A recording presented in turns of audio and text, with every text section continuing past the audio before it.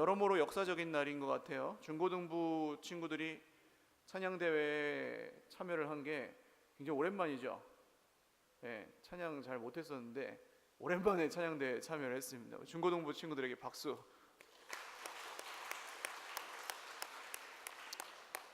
심사에도 좀 잘 반영을 해주시면 좋겠어요. 오랜만에 나왔다는 걸. 그리고 오늘 우리 어린이부 친구들이 앞에서 예배를 드리고 나서 찬양대회를 하는 것도 제 기억에는 처음인 것 같아요. 박수. 와. 뭔진 잘 모르겠지만 칭찬을 받고 있는 거예요, 우리 친구들. 자, 원래 찬양대회 할 때는 말씀을 좀 간단하게 전하는데 오늘은 그냥 또 어린이 친구들이 있어서 어떻게 잘 들릴지 모르겠어요. 하나님 말씀으로 생각하고 잘 들으시기를 바랍니다. 오늘 학습을 받은 한 자매의 말입니다. 이렇게 고백을 했어요. 전에는 스릴 있는 삶을 즐겼는데, 스릴이 뭐냐 하면 우리 어린이 친구들 마음이 콩닥콩닥하고 뭔가 좀 막 이렇게 떨리고 막 불안하기도 하고 좋기도 하고 뭐 그런 마음이 스릴 있다는 말이에요. 근데 이제 예수님을 만나고 나니까 지금이 더 좋은 것 같아요. 할렐루야. 이런 고백을 했어요. 그래서 제가 이런 말을 해줬습니다. 예수님을 믿는 게 훨씬 스릴이 있을 것이다. 그러니까 세상에 많은 분들이 예수님을 믿으면 내가 내 삶에 재미있어 하던 걸 다 뺏긴다고 생각을 해요. 예배가 재미없고 지루하고 뭔가 엄숙하고 점잖아야 될 것 같고 거룩하지 않아도 막 거룩한 척이라도 하고 있어야 될 것 같고 그런 것처럼 받아들여서 오해가 된 것 같습니다. 그러면 천국도 이런가 하면은 지루한 거라고 생각이 드실 수밖에 없으셨을 것 같아요. 그런데 예수님을 만난 분들은 알아요. 이게 무슨 뜻인지. 스릴 있다. 예수님 믿는 게 스릴 있다는 게 무슨 뜻인지. 분명히 될 수 없는 건데 돼요. 할렐루야. 우리가 할 수 없는 건데 해요. 참을 수 없는 건데 참아지고 용서할 수 없는 사람을 용서를 하고. 할렐루야. 그런 일이 세상에서는 없어요. 근데 예수님을 믿는 사람들에게 그런 일이 일어납니다. 이런 일들이 수시로 일어나는 것이 그리스도의 인생이고 스릴이 있을 수밖에 없어요. 예를 들어서 저 이제 자유로를 타고 쭉 올라가서 경기도 적성 그쯤 가면은 한탄강이라는 강이 있잖아요.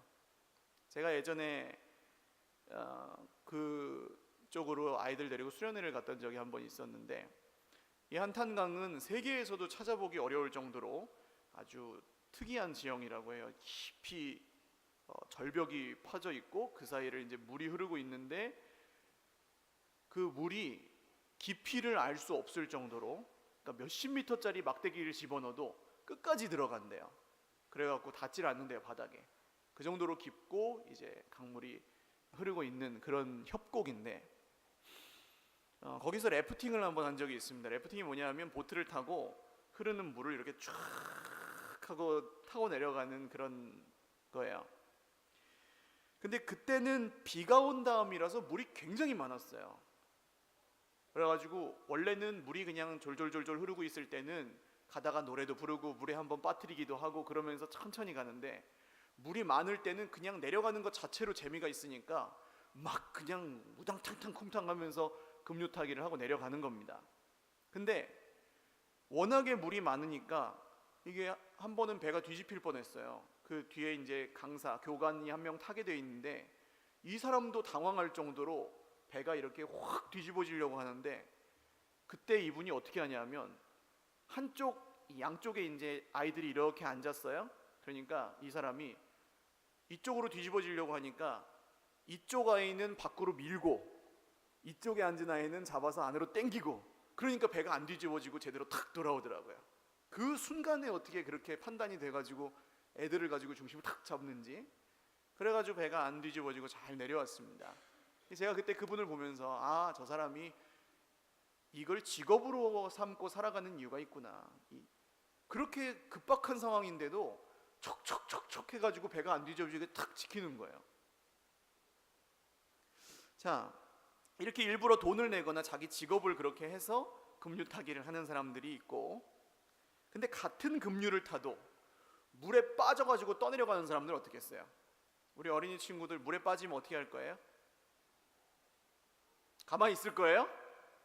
어떻게 할 거예요? 그럼 따라하세요. 살려주세요. 예, 그 정도 가지고 안 살려줘요. 살려주세요. 그래야 살려주지. 자, 똑같이 급류를 타고 떠내려가는데 돈 주고 배 타고 재밌으면서 떠내려가는 사람도 있고 물에 빠져가지고 어프어프 하면서 떠내려가는 사람도 있어요. 이 비유로 말하자면 교회는 이 배가 되겠고 선장은 누굴까요? 예수님입니다. 할렐루야. 똑같이 떠내려가는데 우리는 죽느냐 사느냐가 아니고 즐기면서 떠내려갈 수 있게 되었습니다. 할렐루야. 그런데 참 세상에는 이렇게 한 가지로만 설명할 수 없는 일이 많죠. 좋긴 좋은데 이런 진리를 깨닫고 너무너무 기뻐서 어쩔 줄 모르는 때가 있는가 하면 아닐 때도 있어요. 진짜 하나님이 막 나를 도와주시는 걸 아주 가까이 우리가 느낄 때가 있고 하나님이 없는 것 같을 때도 있어요.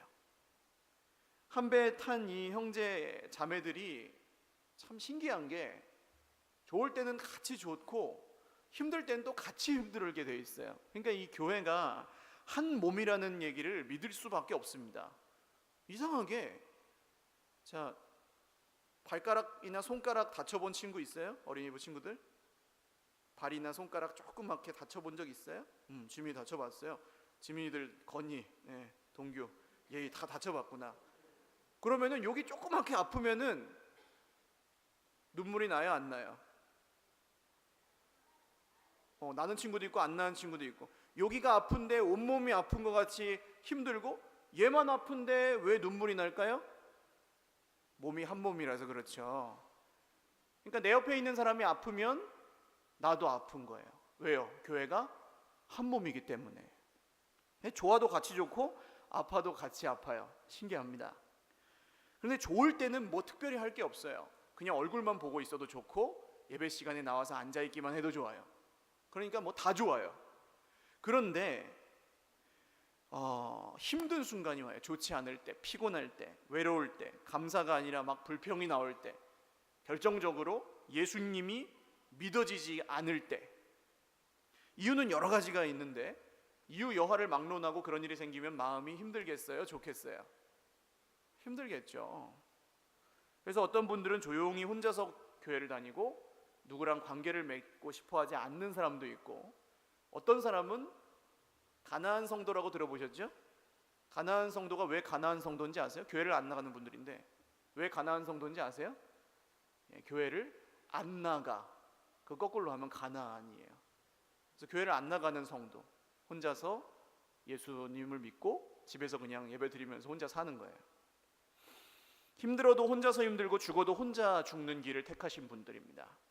그러나 금방 깨달아요. 혼자 있어 보면 내가 혼자서 걸어가는 이 길에 생명이 없구나, 이런 깨달음이 옵니다. 특별히 오늘 이 말씀을 읽고 있었을 2000년 전의 교회들은 어땠을까요? 그 당시에는 로마가 지배하던 세상이었어요. 로마 황제를 신으로 섬겨야 되고, 그래서 예수님을 믿는 사람은 괴롭힘을 당하고 죽임을 당하고 또 손해를 봐야 하는 경우가 대부분이었어요. 우리 어린이부 친구들 콜로세움이라는 거 들어봤어요? 콜로세움 알아요? 로마에 있는 동그랗게 생긴 경기장, 마차 경주도 하고 거기서 칼싸움도 하고 그런 곳인데, 예수님 믿는 사람들을 거기다 다 집어넣고 사자를 풀어놓고 막 잡아먹게 하기도 하고, 2000년 전에는 그런 일도 있었어요. 우리 중에 근데 대부분은 스스로 믿고 싶으면 믿을 수 있지 않습니까? 몇몇 분을 제외하고서는 종교의 자유를 다 누리고 있잖아요. 그런데도 사실 아무도 뭐라 하는 사람 없어도 믿으면서 살기가 쉬워요, 어려워요? 쉽지 않습니다. 2000년 전의 성도들은 예수님 믿으면 가정뿐만이 아니라 사회에서 추방당하기도 하고 심지어는 죽음을 당하기도 했어요.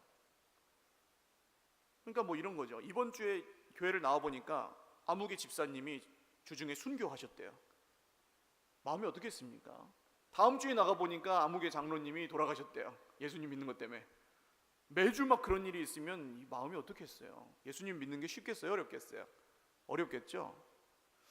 그러면은 예수님 빨리 오시옵소서, 예수님 불쌍히 여겨 주시옵소서, 맨날 이런 분위기였겠죠.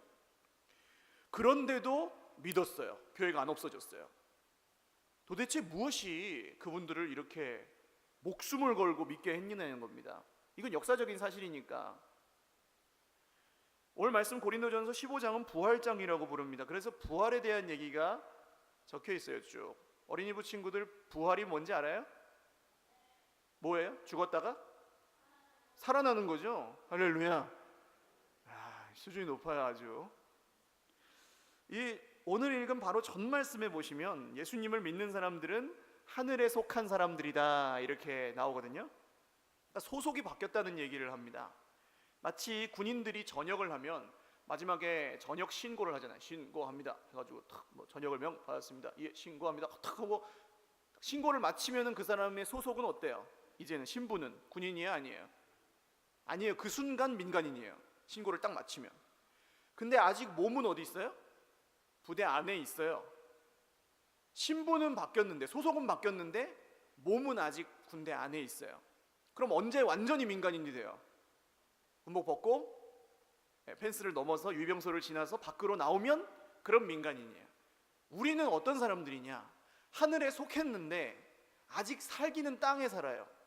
그래서 나오기 전까지 그 상태에서 산다고 보시면 맞아요. 소속은 바뀌었지만, 신분은 바뀌었지만 살기는 아직 거기서 살고 있는 사람들입니다.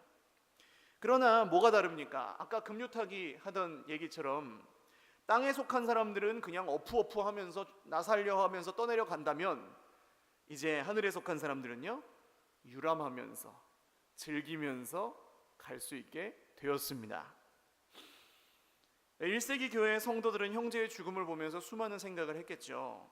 어떤 사람들은 아예 대놓고 죽은 자의 부활이 없다고 말하는 사람들도 있었고, 어떤 사람들은 요절했고, 어떤 사람들은 억울하게 죽어갔습니다. 의문이 생기죠. 아니, 개똥밭에 굴러도 이승이 났다는데 왜 우리는 예수님 믿는 것 때문에 이렇게 죽어야 되나? 이 질문에 대한 대답이 바로 이 고린도전서 15장 말씀입니다. 왜냐하면 부활이 있기 때문이에요. 할렐루야. 바울이 말합니다. 만일 죽은 자의 부활이 없다면 예수님 다시 살아나신 것도 없었을 것이고, 만약에 예수님이 다시 살아나지 않았다면 우리도 부활할 수 없었으니 모든 사람들 중에서 우리가 제일 불쌍한 사람일 것입니다 라고 얘기를 해요. 그런데 부활이 믿어지는 사람들, 여러분 부활을 믿으세요? 대부분 교회 성도님들은 부활을 믿죠. 아직 경험하지 못했지만, 보지도 못했지만 우리가 나중에 죽어도 다시 살아날 것을 믿지 않아요. 몸은 땅에 살지만 소속은 바뀌어서 이제 하늘에 속한 사람들은 왜 그걸 그렇게 믿고 살 수 있는가? 왜 예수님을 버리지 않을 수 있는가? 왜 손해를 보고 아무 의미 없이 희생하고 죽어야 될 때 그렇게 그냥 예수님 버리지 않고 갈 수 있는가? 그 이유가 50절 말씀에 있습니다. 같이 읽어보죠. 시작. 형제들아, 내가 이것을 말하노니 혈과 육은 하나님 나라를 이어받을 수 없고, 또한 썩는 것은 썩지 아니하는 것을 유업으로 받지 못하느니라. 아멘. 우리는 혈과 육으로 하나님 나라를 이어받은 게 아니라고 말합니다. 이게 믿어지니까 혈과 육은 비록 손해를 보고 죽어가도 괜찮은 거예요. 왜 그렇습니까? 혈과 육, 그러니까 보이는 육신의 몸은 약해요. 우리 친구들 감기 걸리면은 학교 가는 게 쉬워요, 어려워요?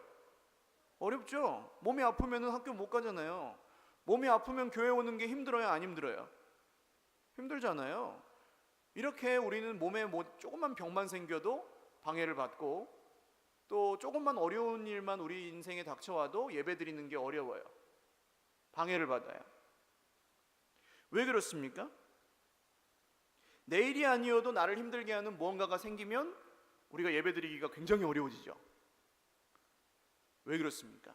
근심 걱정은 땅에 속한 사람들의 생활 방식이기 때문에 그렇습니다. 썩지 않는 것을 받았는데 썩을 것에 담아두니까 이게 보존이 안 되는 거예요.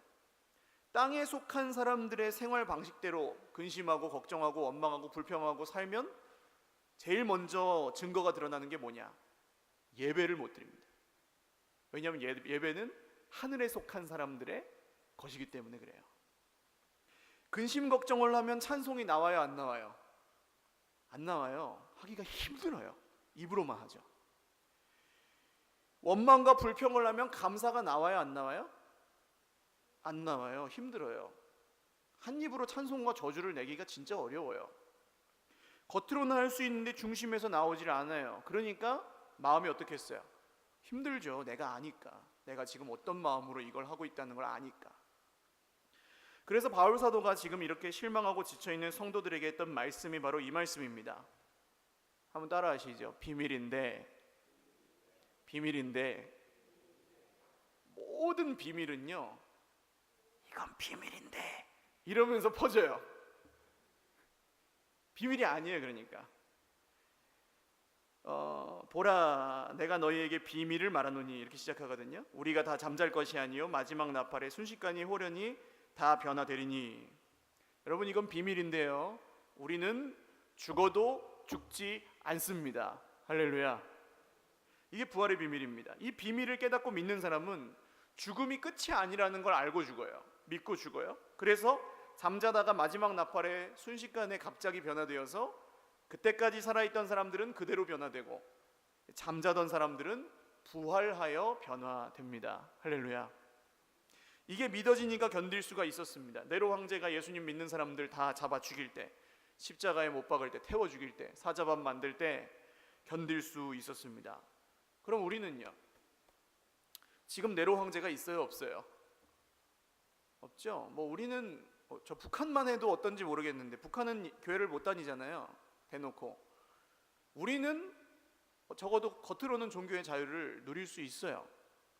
예수님 믿으면 죽인다고 하는 사람 없어요. 그러나 제대로 믿기는 더 어려워요. 왜 그렇습니까? 믿음이 죽느냐 사느냐의 문제일 때는 힘들긴 하지만 분명해요. 하나님 보시기에는 믿으면 살고 안 믿으면 죽고. 할렐루야. 세상이 보기에는요, 믿으면 죽고 안 믿으면 살고. 이게 분명히 나눠져 있어요. 그런데 지금은요, 슬쩍 감추고 살 수 있게 되었어요. 그러니까 예수님 믿는 거 꼭 티 안 내도 세상에서 그냥 적당히 섞여서 사는 게 그렇게 어색하지 않아요. 밥 먹기 전에 기도하는 거, 물론 이게 형식적으로 하면 소용이 없겠습니다만 우리의 어떤 신분 증명 아니겠어요? 근데 이제 막 좀 부끄러웠게 되면은 숟가락 떨어뜨려 놓고 죽는 척하면 잠깐 눈 감아다 뜨고 막 이런 식으로 하게 되기도 하고.